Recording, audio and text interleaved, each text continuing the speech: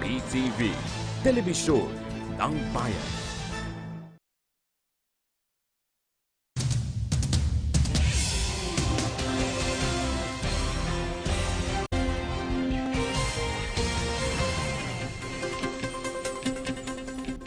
Magandang umaga, nagbabalik ang PTV News Break. Muling nagpaalala ang Department of Health sa mga debotong lalahok sa traslasyon ng itim na Nazareno bukas.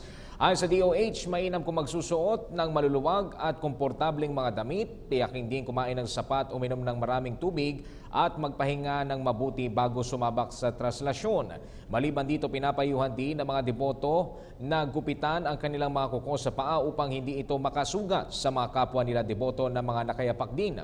Upang maiwasan namang manakawan, huwag nang magdala ng mga mamahaling gamit at mga alahas. Pinapayuhan din ng DOH sa mga deboto na huwag na magdala ng mga bata para sa kaligtasan at seguridad ng mga ito.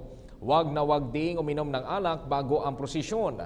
Para naman sa mga may sakit, buntis at mga may kapansanan, payo naman ng DOH na manatili na lang muna sa inyong mga bahay.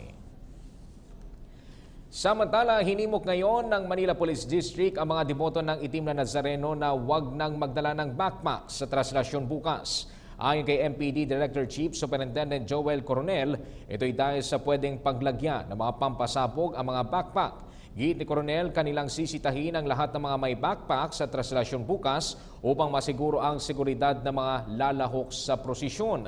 Payo nito, magdala na lamang ng panyo o bimpo at tubig at kung hindi talaga maiiwasan ang pagdadala ng backpack ay maaari itong iwan sa command post ng MPD. At yan po muna ang mga pinakamainit na balita sa mga oras na ito. Manatiling updated gamit ang aming social media sites. I-like lamang po ang aming PTV Facebook page o i-follow kami sa Twitter at PTVPH. Ako po si Ralph Obina. Magandang hapon.